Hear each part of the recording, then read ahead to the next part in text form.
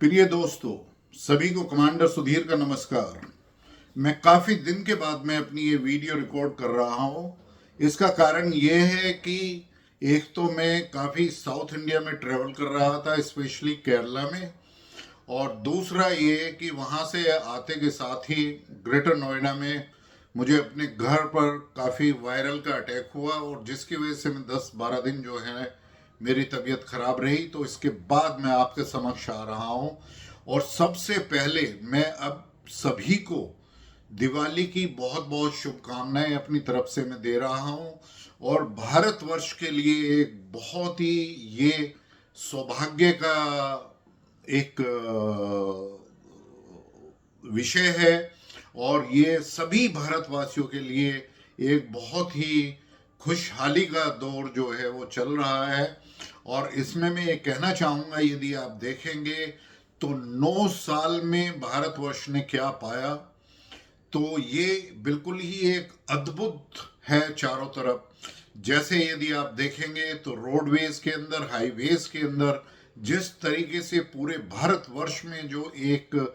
हमने अपना रोड का जो नेटवर्क जो बनाया है 9 इयर्स में, वो आज विश्व का दूसरे नंबर का सबसे बड़ा रोड नेटवर्क बन गया है। और यदि आप क्वालिटी में देखेंगे तो हमारी सड़कें किसी भी एडवांस कंट्री में, यदि हम यूएसए के साथ भी कंपेयर करें, तो उसके कंपेयर के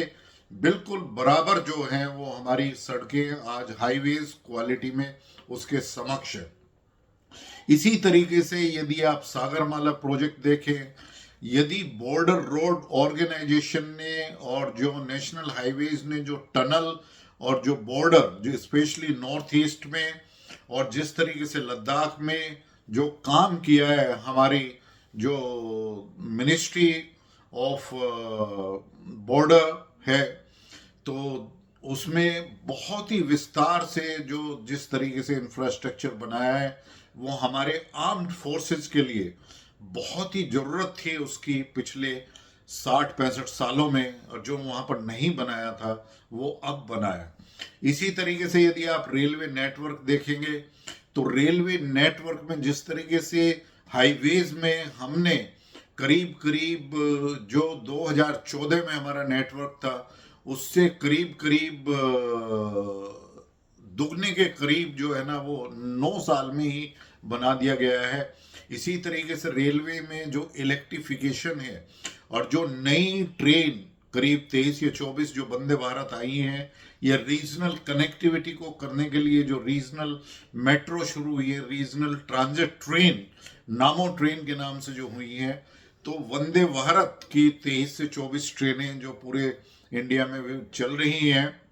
और जो नामो ट्रेन का अभी उद्घाटन हुआ है रीजनल कनेक्टिविटी के लिए साहिबाबाद और दुबई के बीच में 16-17 किलोमीटर का, और अगले साल तक ये मेरठ तक हो जाएगा। तो ये ऐसी चीज़ें हैं इंफ्रास्ट्रक्चर में जो भारतवर्ष में पहले कभी नहीं देखी गई थी। इसी तरीके से मेट्रो में हमारा हम जो है वो आज सेकंड सबसे बड़ा नेटवर्क जो है ना वो वर्ल्ड का बन गए हैं। कितने सिटीज़ में मेट्रो आई हैं। इसी तरीके से यदि आप एविएशन में देखें तो एविएशन में हमारे जो एयरपोर्ट की संख्या है वो 70-71 से बढ़कर करीब 144 144 के करीब इन 9 इयर्स में हो गई हैं। और यदि आप ट्रैफिक देखें एविएशन का, वो किस तरीके से एक तरीके से कंपेयर किया जा सकता है आज ट्रेन और रोडवेज के द्वारा जो ट्रैफिक हो रहा है, इसी तरीके से हमारा एविएशन सेक्टर में जो विस्तार हो रहा है वो बहुत ही अद्भुत है, अनप्रेसिडेंटेड है। तो मैं ये कहूँगा कि जिस तरीके से भारतवर्ष ने जो इंफ्रास्ट्रक्चर 9 साल में बनाया है वो पिछले 65 या 67 सालों में भी नहीं बना था। तो ये है प्रोग्रेस भारतवर्ष की। तो इसके लिए भारतवर्ष के हर एक आदमी को प्रफुल्लित होना चाहिए और उनको देखना चाहिए कि भारतवर्ष की गिनती आज पूरे विश्व में किस स्तर पर हो रही है। हमारे जो आदरणीय प्रधानमंत्री नरेंद्र मोदी जी हैं, आज 16 देशों के सबसे हाईएस्ट सिविलियन अवार्ड्स उनको दिए जा चुके हैं, और जिस तरीके से जो उनकी रेस्पेक्ट है वो आज 140 करोड़ भारतवासियों की रेस्पेक्ट है, क्योंकि भारतवासियों ने अपना एक डिसाइसिव मैंडेट उनको 2 बार दिया, और जो पहले मिली जुली सरकार बनती थी उसके बजाय भारतीय जनता पार्टी को जो डिसाइसिव मेजोरिटी दी, जिसकी वजह से मोदी जी 2014 में प्रधानमंत्री बने, और फिर उससे बड़े मार्जिन से जो आपने 2019 में नरेंद्र मोदी जी को जो प्रधानमंत्री भारतवर्ष का, तो आज आपके समक्ष उनका जो एक ब्यौरा मैं दे रहा हूं, उनकी प्रोग्रेस का जो ब्यौरा दे रहा हूं, जो डेवलपमेंट का जो काम हुआ है मैं ब्यौरा आपके सामने रख रहा हूं। और वो भी दिवाली से 2 दिन पहले, वो इसलिए मैं बता रहा हूं, ये हम सभी के लिए बहुत स्मृति का, सभी के लिए बहुत ही हैप्पीनेस का और बहुत ही खुशी का एक ऐसा मौका है जिसमें हम दिवाली को सेलिब्रेट कर सकते हैं। अब थोड़े ही दिन में वो जनवरी के माह में हमारे श्री राम जी का महामंदिर, जो सबसे बड़ा विश्व का मंदिर जो है, उसका भी उद्घाटन वो हमारे आदरणीय प्रधानमंत्री के चरण कमलों द्वारा और उनके हाथों द्वारा जो है ना वो होने वाला है। ये बहुत ही हर्ष का विषय है। जो विषय 500 सालों से हमारी आस्था के बारे में जुड़ा हुआ था और जिसके बारे में झगड़े चल रहे थे, वो आदरणीय प्रधानमंत्री नरेंद्र मोदी जी के एक तरीके से विचारधारा और जिस तरीके से उन्होंने हमारा जो है ना जिस तरीके से भारतवर्ष को लीड किया, जिस तरीके से भारतवर्ष के लोगों का विश्वास जीता और जिस तरीके से कोर्ट की प्रणाली से भी उस चीज को किया, ये बहुत ही ऐसी चीजें हैं जो हजारों साल तक भारतवर्षों को गौरवान्वित करती रहेंगी। तो इसी चीज में यदि अब हम देखें कि भारत का क्या विकास हुआ है, यह आपको जानकर बहुत ही हर्ष होगा कि भारतवर्ष जब एक तरफ पूरा विश्व पैंडेमिक कोविड-19 के प्रभाव से ग्रस्त था, चारों तरफ त्राही त्राही मच रही थी, चारों तरफ लोग मर रहे थे, चारों तरफ जो है ना वो दवाइयों का और एक तरीके से जो वैक्सीन थी उसकी जरूरत पड़ रही थी, तो भारतवर्ष ने रिकॉर्ड टाइम में अपना वैक्सीन बनाकर और इतने बड़े भारतवर्ष के 140 लोगों को वो बूस्टर डोज दी। और किस तरीके से जो है ना 2-2 बार टीका लगाने के बाद और फिर जिस उसमें एज ग्रुप में बूस्टर की जरूरत थी वो भी सभी को दी, और जिस तरीके से उनकी सुख शांति और उनकी सेफ्टी का जिस तरीके से संचार भारतवर्ष में हुआ, और जिस तरीके से पहली दफे 12 करोड़ लोगों को जो है ना उनके टॉयलेट दिए गए, 4 करोड़ लोगों को प्रधानमंत्री आवास योजना के तहत उनको पक्के मकान दिए गए, जिस तरीके से उस घर में उनको जो है ना उज्ज्वला के अधीन जो है वो करीब 11 करोड़ लोगों को जो फ्री एलपीजी गैस कनेक्शन दिए गए, उनके घर में जो है वो बिजली का प्रावधान किया गया, और हर घर में नल के उसमें जो अब स्वच्छ पीने का पानी उनके घर में जो दिया गया है। इसके कारण जो चौमुखी विकास हमारे गांव में जो गरीब लोगों का हुआ है, तो आईएमएफ इंटरनेशनल मॉनेटरी फंड के अकॉर्डिंग और सारी ऐसी व्यवसाय की इंटरनेशनल ऑर्गेनाइजेशन है जिन्होंने बताया है कि भारतवर्ष में इंक्लूसिव डेवलपमेंट से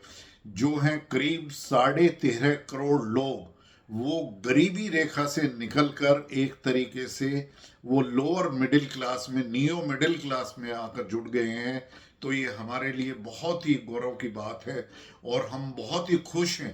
कि हमारे गरीब साथी जो हैं वो किस तरीके से गरीबी से निकलकर ऊपर आ रहे हैं। और ये योगदान है नरेंद्र मोदी जी का, पराक्रम का। नरेंद्र मोदी जी ने जो आपको एक विश्वास दिलाया, तो नरेंद्र मोदी जी ने उसको डिलीवर किया हर एक फ्रंट पे, और हर एक आदमी के लिए जो लास्ट माइल पे हैं, जो हमारे गरीब लोग हैं, जो आदिवासी लोग हैं, जो OBC, schedule caste, schedule tribe लोग हैं, उन सभी को 370 को तो हटाया ही, ट्रिपल तलाक को जिस तरीके से अलग रखा, तो उसमें हम मुसलमान बहनों का जितना फायदा हुआ, और जितने भी इंक्लूसिव डेवलपमेंट की चीजें हैं भारतवर्ष में जो हुई हैं, वो किसी जाति के लिए नहीं है, किसी रिलीजन के लिए नहीं है, किसी एक पार्टी के लिए नहीं है, वो सभी का एक तरीके से उत्थान हुआ है, सभी का डेवलपमेंट हुआ है। और इस तरीके से नरेंद्र मोदी जी आज वो एक सबसे पॉपुलर लीडर सिर्फ भारतवर्ष में ही नहीं पूरे विश्व में हो गए हैं। और पिछले 5 साल से उनकी रिकॉर्ड अप्रूव्ड रेटिंग है पूरे वर्ल्ड में कि वो सबसे लोकप्रिय नेता है। तो इन्हीं सब चीजों को याद कर कर आज जब मैं आपके समक्ष दिवाली से पहले बैठा हूं तो आपको दिवाली की बहुत बहुत शुभकामनाएं। और आपको एक बहुत ही प्राउड फील करना चाहिए यदि आप देखेंगे कि हमारी सामरिक शक्ति किस तरीके से बढ़ी है। आप बॉर्डर पे देखेंगे किस तरीके से हमारी सेनाओं ने सिर्फ जम्मू कश्मीर में टेररिज्म को ही नहीं रोक दिया है या कुछ और प्रांत में जहां पर नेक्स्ट स्लाइड थी उसी को ही नहीं रोक दिया है। हमारी border security forces, police forces and Indian armed forces ने, बल्कि जिस तरीके से करारा जवाब हमने चाइना को 2 बार दिया है उस तरीके से चाइना भी याद रखेगा। और जिस तरीके से पाकिस्तान के अंदर हमने घुसकर टेररिस्ट जो इंफ्रास्ट्रक्चर है उसके खिलाफ जो हमने डीप पेनिट्रेशन स्ट्राइक करी है, ये सारी चीजें हमें गौरवान्वित करती हैं। और आज हमारी सेनाएं जो हमारी सीमाओं को डिफेंड कर रही हैं वो बहुत ही सुरक्षित और एक तरीके से शक्तिशाली फील कर रही है क्योंकि उनको और हर एक हथियार चाहे वो भारतवर्ष में बना हो या बाहर बना हो उन्हें दिया गया है। आज भारतवर्ष एक तरफ एयरक्राफ्ट कैरियर बना रहा है, न्यूक्लियर सबमरीन बना रहा है, स्टेल्थ शिप बना रहा है, किलर सैटेलाइट टेक्नोलॉजी बना रहा है, different kind of integrated missile बना रहा है, SLBM submarine launched ballistic missiles जिसपे न्यूक्लियर वेपन को लगाकर हम छोड़ सकते हैं, ऐसी मिसाइल बना रहा है। और इंटीग्रेटेड मिसाइल्स में ऐसी मिसाइल बना रहा है जो 8000 किलोमीटर से 12000 किलोमीटर तक जाएंगी। तो इन सब सामरिक क्षमताओं के साथ जो हमारी इंडिजिनस मैन्युफैक्चरिंग, डिफेंस मैन्युफैक्चरिंग हो रही है वो लगातार बढ़ रही है। और हमारी जो डिफेंस में जो एक्सपोर्ट हुआ है वो एक तरीके से 16,000 करोड़ का हुआ है लास्ट फाइनेंशियल ईयर में। और हमारा जो है वो एक्सपोर्ट भी वो 700 बिलियन US डॉलर्स के करीब टच कर गया है।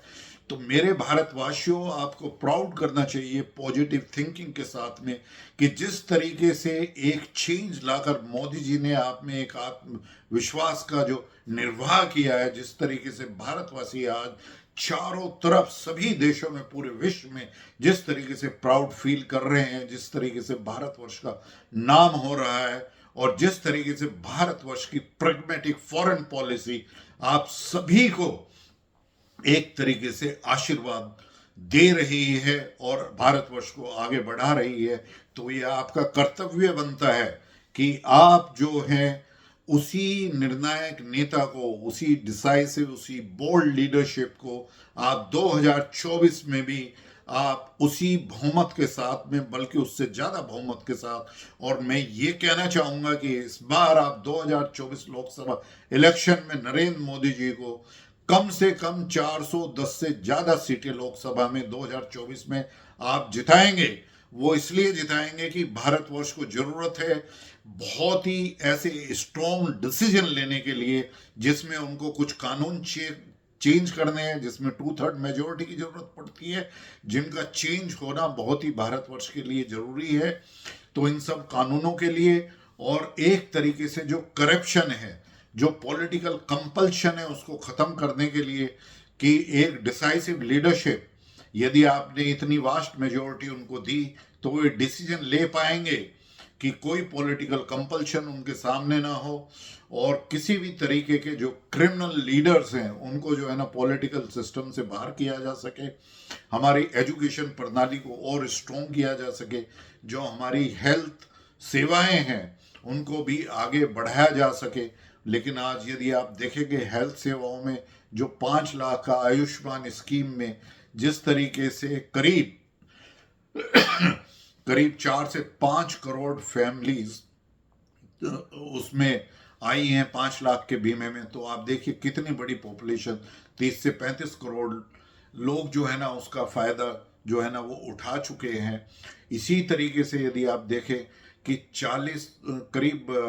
480 मिलियन पीपल का, 48 करोड़ लोगों का जो पहली बार जनधन अकाउंट खोला है, और जिस तरीके से उसमें डीबीटी का जो ट्रांसफर हुई है अमाउंट, वो अभी डीबीटी की अमाउंट जो है वो सब 26 से 27 लाख करोड़ के करीब पहुंच गई है। और जो हमारी मुद्रा स्कीम है या स्वनिधि स्कीम है, प्राइम मिनिस्टर हेल्प योजना, जो हमारे छोटे जो रोजगार हैं, जो ठेली और इस तरीके से जो छोटे छोटे व्यापार करना चाह रहे हैं, जो उनको कोलेटरल फ्री, गारंटी की फ्री जो लोन दिया जा रहा है जिस तरीके से, और वो लोन को वापस कर रहे हैं, सेकंड टाइम ले रहे हैं, फिर लिमिट बढ़ाकर थर्ड टाइम ले रहे हैं। तो ये एक ऐसा, हमारे जो छोटे व्यापारी हैं, जो हमारे छोटे बिजनेस पे हैं, उसमें से 70% हमारी माँ बहनें हैं, उनमें से बहुत सी अशिक्षित भी हैं, लेकिन आज उनका जिस तरीके से ये हमारे बैंकों के द्वार उनके लिए खुले हैं, वो एक बहुत ही शक्ति भारत की इकोनॉमी को प्रदान कर रही हैं। और जिस तरीके से वोकल फॉर लोकल, जिस तरीके से डिफेंस के अंदर भी जो कैपिटल आउटले किया है, और उससे सिर्फ इंडिजिनस डिफेंस मैन्युफैक्चरिंग को जो फायदा उठाने का गवर्नमेंट ने तय किया है, वो बहुत ही सराहनीय कदम है। और उससे हमारी इंडिजिनस डिफेंस मैन्युफैक्चरिंग को बहुत फायदा मिल रहा है। और थोड़े ही दिनों में इंडिया, भारत जो है वो एक तरीके से पूरे विश्व का मैन्युफैक्चरिंग हब बन जाएगा। जिस तरीके से प्रोडक्शन लिंक्ड इंसेंटिव स्कीम जो करीब 2,70,000 करोड़ की करी है, और सेमीकंडक्टर के क्षेत्र में करीब 40 बिलियन यूएस डॉलर्स का जो प्रावधान करे गए हैं, या जो न्यू टेक्नोलॉजी जैसे रोबोटिक्स है, यूएवीज हैं, आर्टिफिशियल इंटेलिजेंस है, मशीन लर्निंग है, तो इन्हीं क्षेत्रों में जिस तरीके से जो है वो जो प्रावधान किया गया है, पैसे का जो उसमें एक तरीके से दिया गया है, इन सभी चीज़ों को बढ़ाने के लिए जो हमारे इंस्टीट्यूट्स हैं, चाहे वो आईआईटीज़ हों या एनआईटीज़ हों या ट्रिपल आईटीज़ हों या आईआईएम्स हों या एम्स हों, इन सभी चीज़ों के लिए भारतवर्ष एक बहुत ही उत्कृष्ट नेशन की तरफ बढ़ रहा है। और थोड़े ही दिन में हम सेल्फ रिलायंट नेशन बन जाएंगे। यह आप सभी को विदित है कि 2014 में हम एक फ्रजाइल 5 इकोनॉमी में गिने जाते थे लास्ट में, और हम 10वें स्थान से जो है ना 2023 के अंदर हम 5वीं सबसे बड़ी अर्थव्यवस्था बन गए हैं। और ये सारी जितनी भी आर्थिक ऑर्गेनाइजेशंस हैं, इंटरनेशनल इकोनॉमिस्ट हैं, जो नोबेल प्राइज विनर्स हैं या रेटिंग एजेंसीज हैं, वो भारतवर्ष को बता रही हैं कि 2027 के फाइनेंशियल ईयर तक भारतवर्ष विश्व की तीसरी सबसे बड़ी अर्थव्यवस्था बन जाएगा, जिसमें वो जर्मनी, जापान को पीछे छोड़कर चाइना और यूएस के साथ में रेस लगानी शुरू कर देगा। और जो हमारा अमृत काल है, एक तरीके से 2047 तक जो हमारे प्रधानमंत्री जी का एक जो सपना है, जो वो भारतवर्ष के लिए सजो रहे हैं, या उनका जो एक विजन है, ग्रैंड विजन, की भारतवर्ष पूर्णतः एक एडवांस्ड नेशन, पूर्णतः विकसित एक देश बने, वो हर हालत में बन जाएगा। और मैंने अपनी एक बुक भी लिखी थी 2017 में, इंडिया ट्रांसफॉर्मिंग, जो नंबर 1 बेस्ट सेलिंग अमेजोन पे है। उसके बाद 2018 में मैंने दूसरी बुक लिखी, इंडिया ए 20 ट्रिलियन इकोनॉमी बाय 2035-40। मैं इसके साथ में बिल्कुल जो मेरे विचार थे, मेरी सारी रिकमेंडेशंस को गवर्नमेंट ऑफ इंडिया ने मान लिया है, और या तो पूर्णतः उसको माना है या आंशिक रूप से उसको माना है। और मेरे ख्याल से जो मैं अपनी तीसरी बुक निकाल कर अभी पब्लिश करने वाला हूँ 2024 तक, उसमें मैं लिखूंगा कि भारतवर्ष को क्या करना है, जिस वजह से भारतवर्ष जो है वो एटलीस्ट सेकंड सबसे बड़ी अर्थव्यवस्था वो 2047 तक बन जाए। और मुझे पूर्णतः विश्वास है कि भारतवर्ष 2070 से 2075 के बीच में विश्व की नंबर 1 अर्थव्यवस्था बन जाएगा। और जिस तरीके से भारतवर्ष ने 9 सालों में जो प्रगति की है, हर एक क्षेत्र में जहां भी देखें आप, चाहे वो इंफ्रास्ट्रक्चर बिल्डिंग हो, या किसानों को या मजदूर भाइयों को आगे बढ़ाने की, या आदिवासियों को बढ़ाने के लिए, या एस्पिरेशनल डिस्ट्रिक्ट को आगे बढ़ाने के लिए, या सॉयल हेल्थ कार्ड खोलने के लिए, या जिस तरीके से जो डिजिटलाइजेशन जो हुआ है वो हमारी एजुकेशन सिस्टम में पैंडेमिक के दौरान और उसके बाद, या जिस तरीके से हम डिजिटल पेमेंट 46% पूरे विश्व के जो डिजिटल पेमेंट है वो आज भारतवर्ष में हो रहे हैं, और जिस तरीके से हम डिजिटलाइजेशन का जो हमने एक मॉडल यूपीआई का यूनिफाइड पेमेंट इंटरफेस का जो हमने दिया है, वो आज विकसित देश भी उसको जो है वो कॉपी करना चाह रहे हैं। और इसी तरीके से हमारे आदरणीय प्रधानमंत्री जी ने जो G20 की जो प्रेसिडेंटशिप करी है, जिस तरीके से वो बहुत ही एक तरीके से उन्होंने भारतवर्ष की सॉफ्ट पावर को पूरे विश्व के सामने रखा है और एक मंत्र दिया है जो हमारी धारणा, जो हमारी एक सिविलाइजेशनल असेट वैल्यू सिस्टम के अकॉर्डिंग कि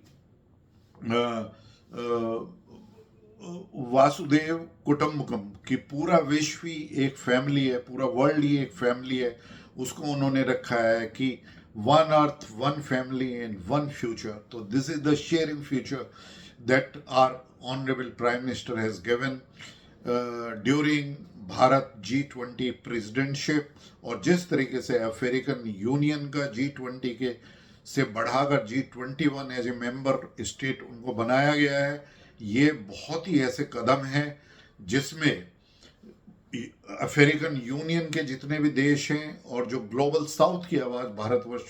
आज बना है, वो सभी जगह, चाहे वो हमारी फाइट अगेंस्ट करप्शन हो या फाइट अगेंस्ट क्लाइमेट चेंज हो, वो जियो पॉलिटिक्स में एक नई विचारधारा को उन्होंने पैदा किया है। और जिस तरीके से जो एमर्जिंग वर्ल्ड ऑर्डर है उसमें भारतवर्ष की निरंतर भागीदारी बढ़ रही है, और जिस तरीके से हम पूरे विश्व की 18% पॉपुलेशन को रिप्रेजेंट करते हैं, उसी के करीब करीब हम 16 से 17% जो है ना करीब, वो हम जीडीपी को भी कंट्रीब्यूट करने जा रहे हैं। और इसी तरीके से जो है हम ग्लोबल प्रॉस्पेरिटी में जो आज भारतवर्ष के अंदर इन्वेस्टमेंट अपॉर्चुनिटीज़ हैं, जो हमारा डोमेस्टिक कंजम्पशन है, और जिस तरीके से हमारी अर्थव्यवस्था सभी जगह वो इन्फ्लेशन और जो फिस्कल डेफिसिट हुए हैं कंट्रीज में, उनसे ज़्यादा प्रभावित ना होकर भारतवर्ष की जो अर्थव्यवस्था आगे जो बढ़ रही है, जो ग्रोथ प्रेडिक्शंस हुई हैं आगे बढ़ने के लिए, उसमें निसंदेह मैं भारतवासियों को ये संदेश इस दिवाली से पहले देना चाहूँगा कि आप इस दिवाली को बहुत ही उत्साह के साथ मनाएं, भारतवर्ष की निरंतर प्रोग्रेस के लिए बनाएं, सबके विकास और सबके साथ के लिए, सबके प्रयास के लिए, जो प्रधानमंत्री जी ने बताया, जो प्रधानमंत्री ने जो 5 मंत्र दिए थे अमृत काल के लिए, उनको आप बढ़ाएं आगे, और सब एक साथ मिलकर ये सोचें कि मैं भारतवर्ष के लिए क्या कर सकता हूँ अपने से पहले, बजाय इसके सोचने की कि भारतीय गवर्नमेंट हमारे लिए क्या कर सकती है, भारतवर्ष हमारे लिए क्या कर सकता है। हमें समर्पित होना है। अगले 10 साल बहुत ही महत्वपूर्ण है। अगले 10 साल भारतवर्ष को अगले हजारों साल तक बहुत ही प्रबुद्ध, बहुत ही एक तरीके से उनको आर्थिक